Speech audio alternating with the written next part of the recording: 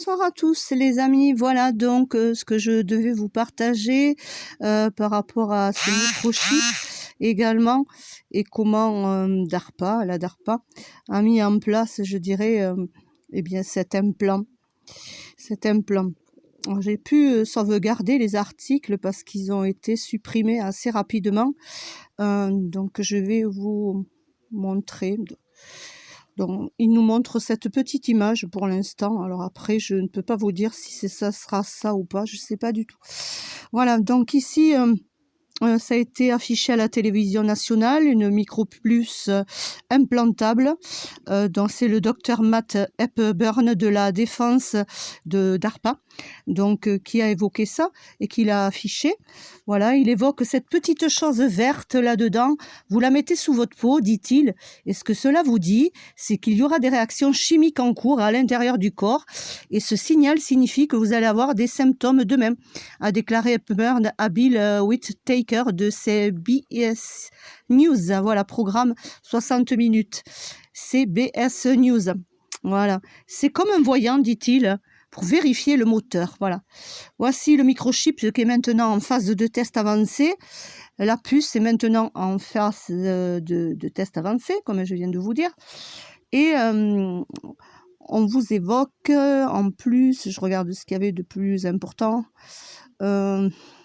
Oui, alors après, il y a toute la petite histoire. Hein. Moi, je vous invite à le lire si vous ne connaissez pas toute l'histoire de DARPA aussi et comment tout s'est mis en place. On vous rappelle dans le mail online en 2016 comment la DARPA avait travaillé sur des micropuces qui pouvaient être implantées dans le cerveau des soldats pour les rendre plus résistants à la guerre. Voilà.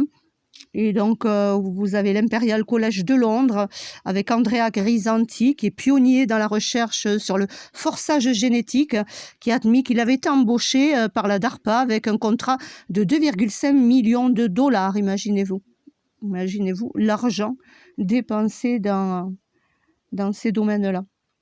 Voilà.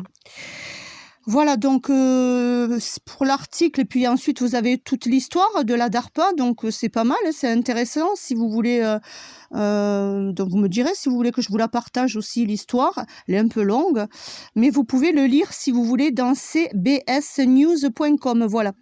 Voilà, donc voilà ce qui a été évoqué, je dirais, par les médias, comment la DARPA a utilisé les médias, je veux dire plutôt, pour afficher la micropuce implantable qui arrêtera le coronavirus dans son élan, on nous dit.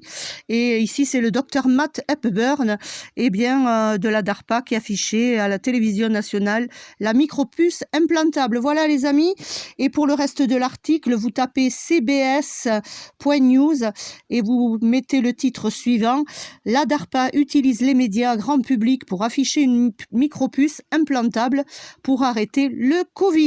Voilà, et vous retrouverez l'article. Voilà les amis, bonne soirée à tous.